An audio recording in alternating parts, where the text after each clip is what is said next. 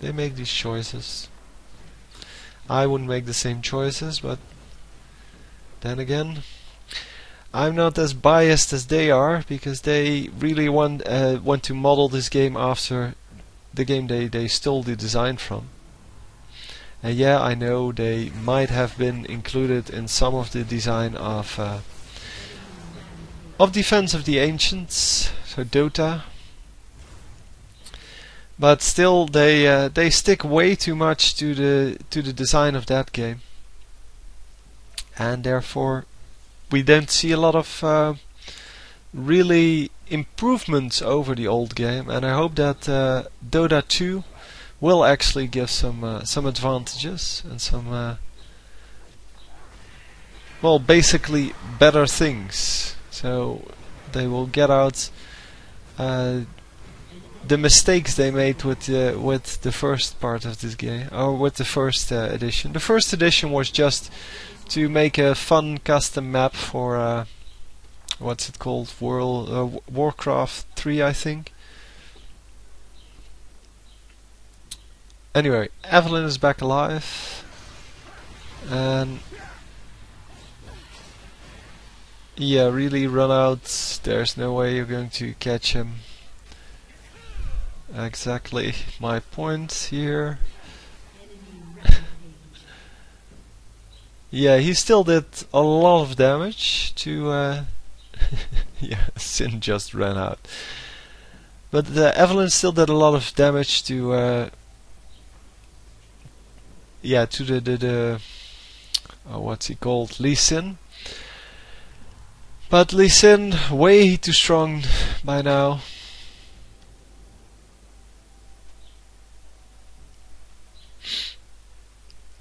But yeah, Xin Zhao was pretty low anyway, so I don't think he could have helped. The best thing to do here was just to stun and run away, because that way he wouldn't have been able to kill both of them, and they would have probably lived on both of them. But yeah, saving Xin, very noble. Even though Xin is 0 and 7, so he would give about, I don't know, 96 gold or something like that, or 107. I don't know which of the two it is. Oh, it's actually 107. And Evelynn actually will give around 255 or something. Don't know if she died twice or 3 times. So this is what happens if you yeah, if you have a couple of feeders in your team, because everyone is doing very bad except for Karthus, I guess. But Karthus has run in to some strange situations early game, so he couldn't really build up the amount of kills he needs to. But also, he does have some quite nice number of minion kills now, but it should have been a lot higher, because early game he just didn't get that. Now of course he has this E, I think it is, the ring around him, or the area around him, where it automatically damages everything. Are they going for this guy? Oh, that's a nice trick. You can actually show the mushrooms with that. Both Demos placing down some mushrooms.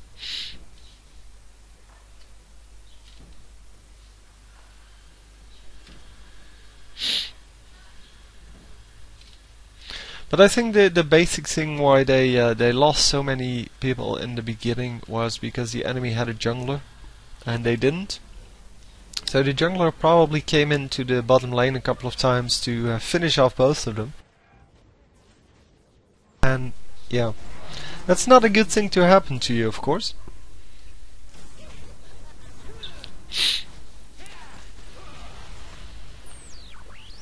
So by now everyone's so fed that it's going to be really hard to come back from this.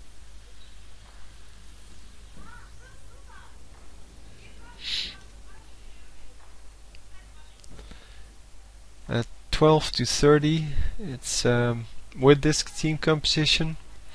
with nobody being really fat or being a really late game champion. I mean, we of course saw the awesome game from Hotshot with his Nasus, where or Nessus, I don't know how you pronounce it. I don't care. But where we saw him, well, just in the late game owning everyone. And that's mainly because Nace is a really late game champion. He needs to build up his Q, just like Vigar, and with that he can get a lot of damage done.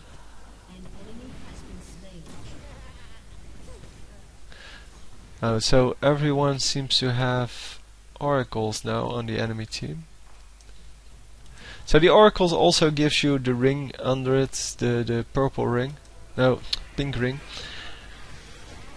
But yeah, the pink ring really, in addition to the blue ring and the red ring for the other buffs. Oh, this is actually for the buff. Never mind. So it doesn't actually show up as one of those. So the rings underneath the characters are for the buffs only. Yeah. So I don't think this team can really do anything anymore. So Evelynn, or rather Simon, asked me to comment on what they could do to actually win this game. But I think this game is just lost. I think there's nothing you can do at this point. And well, focusing Rammus really doesn't help. You really need to take out squishy characters, and from these three, that probably is the Rumble, and as you can see, he's not really squishy at all. He doesn't have a lot of hit points, but he does have a lot of magic resist. They do get 2 kills here, but that's mainly because of the turret. And yeah, it's just really sad. These amount of minion kills are really sad this late game. If you cannot outscore Evelynn in your minion score, then you're not doing very well. And in fact, you just suck at killing minions. So this is the champion they should be taking out all of the time, and they really should focus on him a lot more.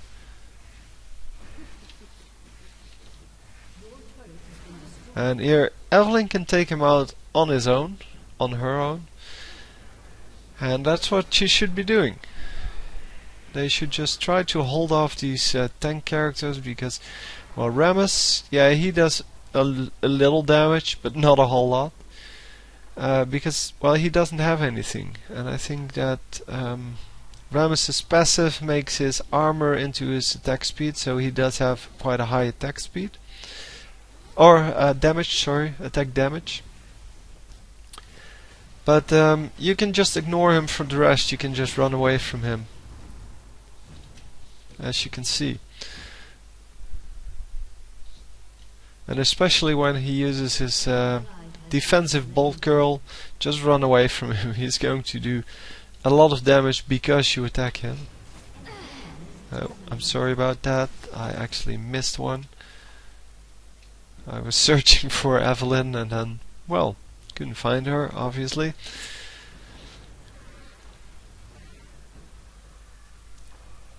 So I'm still watching if there's anything they can do, but the only characters that would be able to do something here would be Karthus and Teemo, because Teemo is a late game carry. He does a lot of damage early game, but that's because nobody has any resist yet. And then late game he can do a lot of damage because, well, he can build up quite a lot of damage. And early on, well, his blinding dart does a lot of damage and the poison does a lot of damage, but late game he has to really rely on his attack speed, because the attack speed is going to increase the obviously amount of attacks, but also the poison damage, because the poison deals, I think, about 24 damage per attack without any AP. And well, enemy Teemo has a Rabadon death cap and magic penetration, which is excellent if you combine it with the attack speed. Oh, I'm sorry. I'm guessing it again was because they took a lot of tower hits. But Evelynn doing a good job of picking off the weak ones. Again, should be going for the Teemo here. Because, well, there's not a whole lot else she can do. And going for the Teemo here, good idea. Because Teemo does a lot of damage, a lot more damage than the other two. And Rammus is very dangerous for your turrets, obviously, because he has high attack speed. Or high attack damage. Why do I keep doing that? He has high attack damage, but you can also just walk into his the range of his, what's it called? The Sunfire Cape, and then the turret starts to attack him, and once he does, you just run out of range. And by doing that, you can actually do a lot of damage to him without actually doing anything. And especially being Evelynn, you can do that stealthed, and he won't even know that you're there, so you won't have any problems with being killed by him. So they are going to push out here, probably wise, because there's two deaths on the opponent's team. And they should be able to get this kill. Because, well, 2v1 against a rather squishy champion. And now they should just run out.